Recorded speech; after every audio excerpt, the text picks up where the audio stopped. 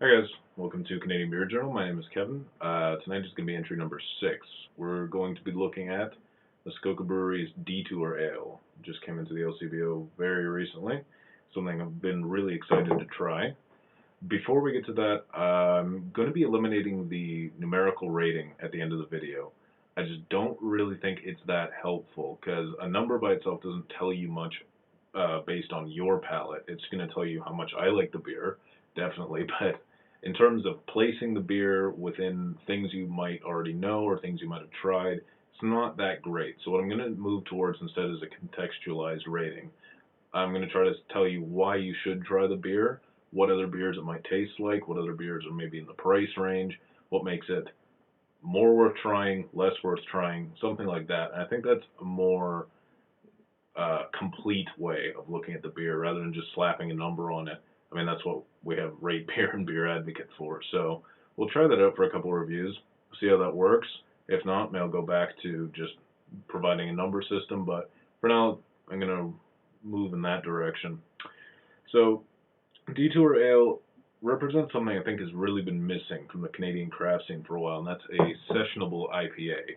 A number of American brewers have done one. I'm thinking the Founders All Day IPA, and Uinta Brewing has their Trader IPA, which makes sense because they're out of Utah. They need to do a lower strength beer to comply with state law, I think. But in terms of why I'm actually excited to try lower alcohol IPA is most of them go in above 6%. Mad Tom, which Muskoka does, is 6.4%, and it's a great beer. I absolutely love it. But the thing is, you can't really have a pint of 6.4% beer in the middle of the day and then just go on like nothing's happened. It's going to affect you a little bit. Or if you want to try a couple of different beers, if you're having really big IPAs, it's going to start affecting you much more quickly. So I think it's really cool that they're trying to do something in a more sessionable range that'll provide you a full flavored beer, but not necessarily knock you on your ass like a full strength one. So this one comes in at 4.3%. It's 38 IBUs, and they've used an interesting selection of hops here, including Sriracha, El Dorado, and Citra. And the last one's really neat because up until now I've mainly had Citra in single hopped beers. And quite frankly, it's getting a bit boring. Every single brewery for a while there seemed to be doing Citra as the only hop in one beer or another. And I think it's a great hop variety. It's definitely got some interesting tropical fruit notes, but I'm interested to see what it actually does when it's blended in with other hops. So that said, these seem to be less sort of just pure citrus and pine hops that they use in their other beers, like Centennial and Chinook hops. So it might have a slightly different flavor profile. I'm looking forward to trying it. So let's pop the top off and see what it's like.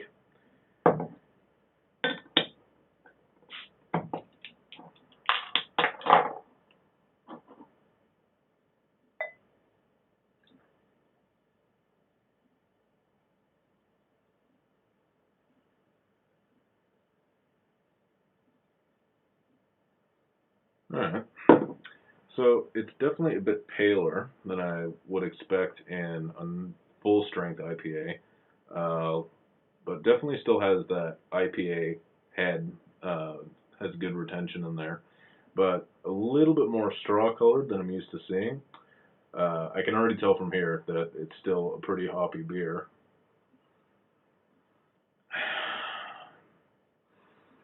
I'm definitely getting more tropical fruit than I would get in, say, their standard Mad Tom or even their double Mad Tom. It's a different nose on it. It's a little bit fruitier, like I'm saying. So let's give it a taste. See what it's like. Cheers.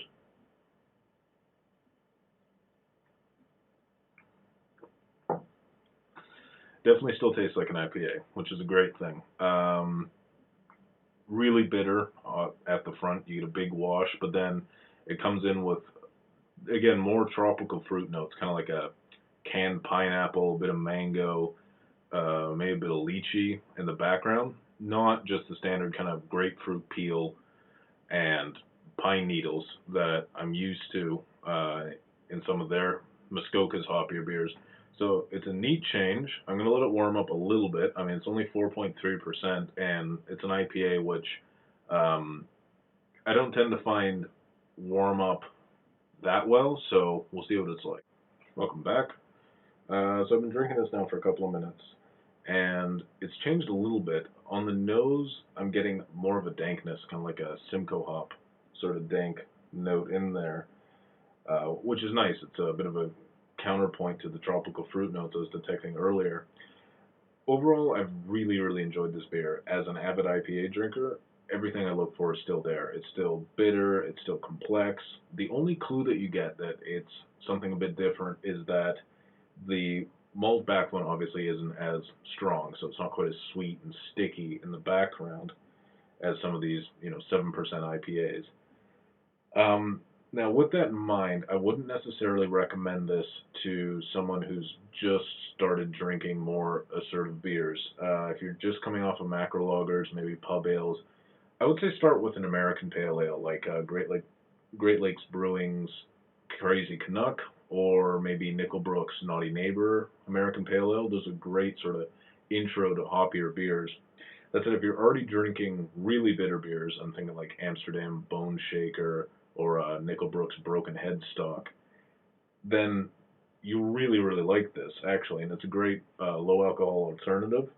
Like I said, it's something you can try with a bunch of other beers in the evening and not necessarily uh, get too out of shape too early in the night. So with that in mind, I would recommend picking this up if you're into the more bitter stuff. And until then, cheers. Thanks for watching. Bye.